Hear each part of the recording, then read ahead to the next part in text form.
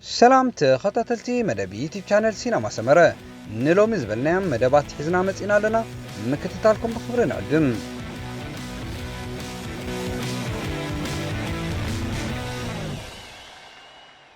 إيوان كاليب باريس ساساي ناي مدرخ عوت أمزجبوم ناتنا البرهانة وددرو بسلام زازيموم لومي أب كتما باريس زنبرة معصو زور فرنسا كلتشحن عصر شعتن أوسترالياوي إيوان كاليب تا عويتلوم هولنداوي جران كالأي إيطالياوي بونوفزيوغ نيكولا ساساي بمخان وددروم زازيموم أم مترشتا دما كلهم عوتات نناتهم بلچا وسيلوم بيچا ماليا كولومبياوي إيغان برنال قتلا ماليا سلوفاكياوي بيتر ساغان صعدا ماليا كولومبياوي إيغان برنال صعدا نطبطب ماليا أنبس عقب فرنساوي بارديت زبلت كلب اسبانياويت موفي ستار كوينا وددرا فصيمم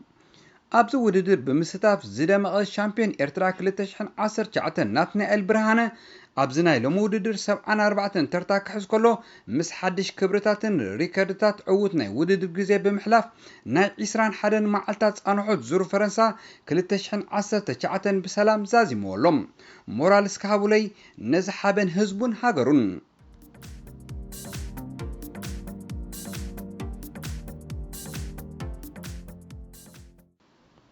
أبز وانزي بيوسعي أبز وهاب كل حسابون جبراون تمرتي تأميدو بزركب بتوسع خمس كلب FDJ نمتنبار زخلفتنا أورحن حساس بيوزلو إرتراوي تقرار ما ياقوب دبساي كمقصل تانايزي أب حموشتا عمرو زلو وددر فيلتا سايكلستاليون نايكل تشحن 19 كساتف كأني اللوم أب رابعيت مدرخ زيتا سرعت وددر نايكال أي ترتاز حزي ياقوب نحمشيت مدرخ كابلا بينيزا تبيجيسا أب ساهوغون زيتا زازمت نايميتن 20 كيلومتر وددر كاب كلت ساعة 28 دقائق 50 كلتن كاليتاتن جزي عود زغون اسبانياوي اتشيفيرا أباروغرن 10 حركة كاليتراي بمدحر نزاناي موداتا مدرخ 30 ترتحيزو زازي موالوم نهناي جزي ماليا نايز وددر بهلول 16 ساعة 21 دقائق 10 كاليتن جزي إيطالياوي ألكساندرو فانشلو عود كخون كولو 7 دقائق 27 كاليتاتن جزي زي تبلص ياقوب دبساي دما مبل 23 ترتا رخيب اللالوم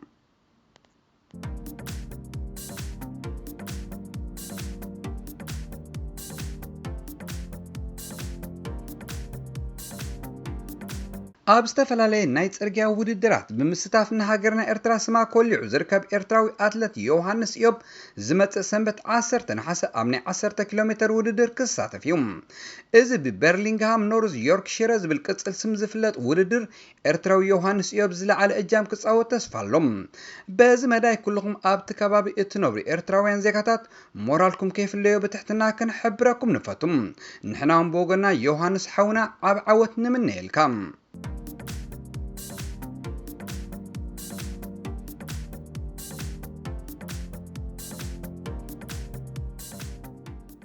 أب جناز سرح زلو منبري بيت جبساوي أكفافالي محمد النيني ريسا بمركبو إتي تتصاوتاي سنبيدو مهلاوي يقلص اللوم ولاد زي تتصاوتاي محلا القربة أبز بهالبوتا نتريسا زرخبك خون كله بوليس جبس جنا مننت مواتي هون أماوتو بحرقاري بجبن كم زي رقاقوتو يقلص اللوم بزي كازيك المجال معلتات كارا بزعات أو جبنياتا زي تتقعو تتصاوتي أرسنال أوزيلين كوليزناتشن ميتاويت نتصوتا دلوات كم زي لوي أسلطانيهم أوناي أمري غليصوم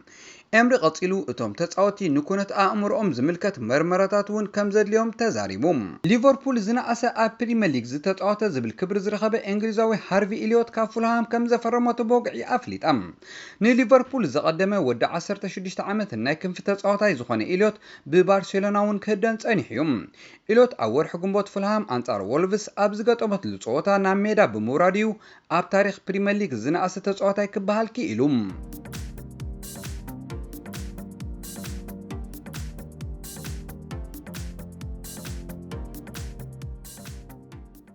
يوردانوس ناي تحتي ماي وتهدراو بيت مذكر كفيتام ازي اب تهاجر ناي فلما مخنو زتقلص ناي تحتي بحري وتهدراوي بيت مذكر اب قيح بحري كبابي جمجم اقبايو تخفيتهم اب صمل ممرق نايت بيت مذكر بركت زبلا تانكتات زركوبن وتهدراو مكاينن حانت هليكوبترن كم زتحلا ناو خمزه اتوا تغيرم 19 ካብ ኣገልግሎት ዝተገለለ ወተሃደራዊ ተሽከርከርቲ ክሳብ 28 ሜትሮ ዕምቀት ኣብ ዘለዎ ባሕሪ ከም ዝጥሕላ ተገይረን ከም ዘለዋ ድማ ተፈሊጦም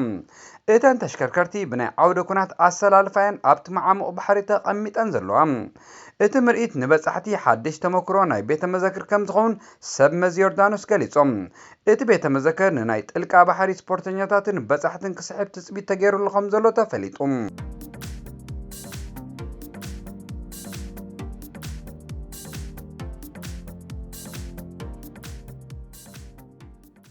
ሰይቲ ሜሲት ኦዚል ዝኾነት ሞዴሊስ ኣክተር ከምኡውን ወይዘሮ ቱርክ ዝብል ናይ ክብሪ ስያመ ረኺባ ዝነበረት ኣሚነ ጉሉስ ኣብ ልዕሊ ሰብኣያ ዘጋጠመ መጥቃዕቲ ኮኒና እዛ ኣብ 2014 ምስ ሜሲት ኦዚል ፍቕራዊ ህይወት ኣሃዱላ ጀመረት ጓል ኣንስተይቲ እቲ ኣብ ልዕሊ ቱርካዊ ጀርመናዊ ሜሲት ኦዚል ዘጋጠመ ከትሪ ኣዝዩ ከም ዘሰንበዳ እዩ ዝሕበር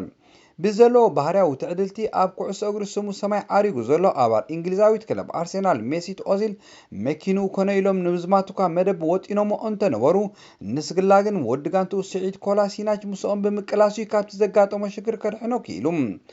ሜሲት ኦዚል ኣብ ሰሙን 350 እንዳተኸፈለ ምስ ኣርሴናል ንኽጻወት እዩ ለካቲት 2018 ስምምዕ ከቲሙ ካብ ግዜ ናብ ግዜ ነቲ ዘቕስኖ ዝመስል ዝነበረ ህይወት ኣብ ኣርሴናል ከተሃራድኦ ድሕሪ ምኽኣል ድማ ነታ ኣብ 2014 ውድድር ቁንጅና ከተካይድ ዝነበረት ኣሚነ ጉሉሲ ንኽምርዓዋ መደብ ሓንፂፁ ኣብ ተግባር ድማ ኣውዒልዎም ይኹን እምበር ድሕርቲ ዘጋጥሞ ብኻራ ዝተሰነየ ምስ ክትራን ዝመስል በደል ግን ንህይወታ ክትፈርሓላ ጀሚራ ምህላዋ ይዝንገረላ እዛ ኣብ ሽወደን ኮተንበርግ ካብ ኢራቃዊ ቱርካዊ መበቀል ዘለዎ ኣቦን ቱርካዊት ኣደን ዝተወልደት ጎርዞ ንዘለዋ ባህርያዊ ስሩዕ ቅርፂ ሰብነትን ምልኩዕ ትርኢትን ኣብ ፋሽን ሾው ማለት ምስ ፋይቲቴን ዝበሃል ናይ ቅዲ ክዳውንትን ምዕያያ ተበጊሳ ሰሊጥዋ ድማ ወይዘሮ ቱርኪ ክትኮን በቂዓ ብዘይካዚ ኣብ 2015 ምስ ቲቪ ኣስላ ፍቕራዊት ናይ መድረኽ ድራማ ተዋሲኣ ምንባራ መዛግብቲ ይገልጹ እዛ ምስ ኦዚል ኣዝዩ ፍሉይ ፍቕሪ ዘለዋ ጓል ኣብዚ እዋን እዚ ግን ንኦዚል ከይተሓድጎ ዘፍርሕ ናይ ጸልማት ክውንነት ኮይኑሎም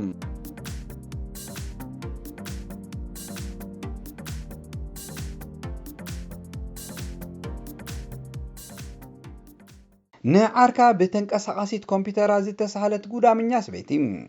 እቲ ፍጻሜ ኣብ ውሽጢ ትበር ዝነበረት ኣየር ዘጋጠመ እዩ ወዮ ሙሉእ ሰብኣይ ቅድሚ ናብ ነፋሪት ምስ ቃሎምያ ተሕንሕነሉ ነይራ ይኹን እምበር እቲ በዓል ዓቕሊ ሱቕ ምባል ከም ዘዋፅኦ ፈሊጡ ናብ ዝተዳለወሉ ቦታ ኣብ ዘብለሉ ዝነበረ ግዜ ሃንደበት ዓይኒ እንታይ ድራራ ብዛ ዓይነቱ ንዘረባ ኣግዲ ከይገበረ ናብ ሓንቲ ውንኡ ዝሰለበት ጽብቕቲ ሰበይቲ ብምጥማቱ ድማ ኣዝያ ብምንዳዳ ብዕሉግ ዘለዎ ቃላት ሓዊስያ ክትሰሃሎ ጀሚራ ከም ተወሳኺ ድማ ብላፕቶፕ ገይራ ኣብ ርእሱ ተጋናዝያትሉ ወላ እኳ እቲ ዝነበረ ኩነታት ክህድዎ ብዙሕ እንተፈተኑ ንሳ ግን ብግብራ ስኽኽ ከይበለትያ ዳርጋ ኣብ ልዕሊ ዘላታ ተወሰኽታ ብዛ ዓይነቱ ኣጠማምታ ሓመዱ ንላዕሊ ገይራቶም በጃኺ ህድእ ኢልኪ ቃላትኪ መግትኢ ንዝበላ ድማ ቆልዓ ከም ዘሎ ፈሊጣ ኣለኹ ብምባል ኣዝዩ ሕማቕ ዝተሓወሶ ፀርፍያ ሰንዲያትሉ ይኹን እምበር እቲ ዝነበረ ዋዕዋዕታ ብፍጹም ክፃወሩ ዘይከኣለ ኣብራር ነፋሪት ስምዒ ብሕጊ ክትሕተት ኢኺ ክብል ምስ ኣፈራርሐያ ኣቦ ዝተኣትያ እንትኾነ ዝኾነ ምስኮነ ብምዃኑ ግን እንታይ ክዓብዝ ዶ ትብሉ ኣለኹም ኣነ እውን ተመሳሳሊ ርእቶ እዩ ዘለኒ ካብ ከምዚአን ተባላዕቲ ኣንስቲ የድሕነና እዩ ዝበሃል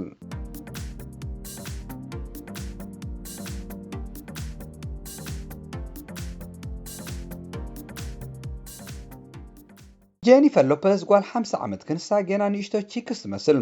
50 ዓመት ከም ትረግፅ ዝንገረላ ህብብቲ ድምፃዊት ልግዕ ከም ጓል 20 ዓመት ትመስል ምህላዋ ንብዙሓት ኣገሪሞምን ኣስሒቖምን ዘሎ ጉዳይ ኮይኑ ካብ ኩሉ ድማ ዘለዋ ቅርፂ ሰብነት ፍጹም ዘይሃሰሰን ዘይዓጠረን ብምህላው ተወሲኽዎ ንብዙሓት ኣብ ኣፎም ማይ ከም ዝምዕጉ ካብ ዝገብራ ሓንቲ ጓል ኣንስተይቲ ኮይና ንረኽባ ገና ኣይኣረኩን ትብል ዘላ ብምባል ድማ ሓደ ይጨርቀላ ገለን ድማ ናእዶም የፍስሱላ ኣለዉ ኣደ ክልተ ደቂ ዝኾነት ጄኒፈር ሎፔዝ ኣብ ገጻ ብፍጹም ጭምዳት ትረኽበላ ዘለካ ተኸእሎ ኣዝዩ ውሑድ እዩ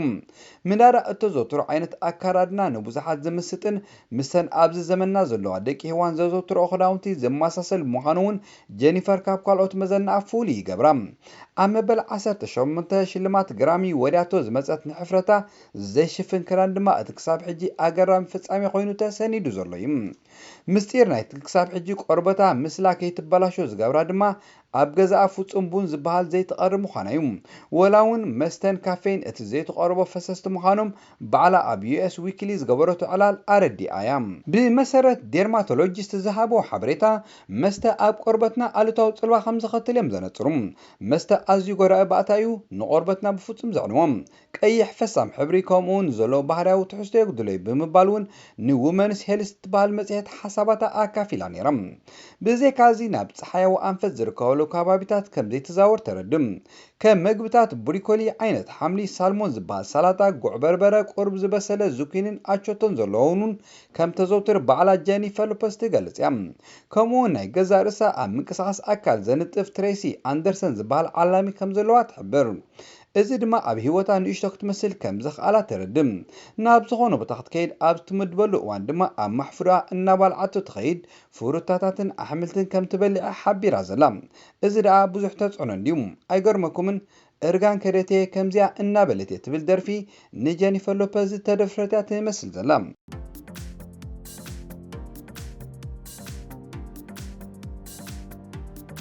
ዝኸበርኩም ተኸታተልቲ መደብ ዩቲብ ቻነል ሲነማ ሰመረ ናይ ሎሚ መደባትና ኣብዚ ወዲና ኣለና ጽባሕ ብኻልእ መደብ ይራኸበና ሰሰና እዩ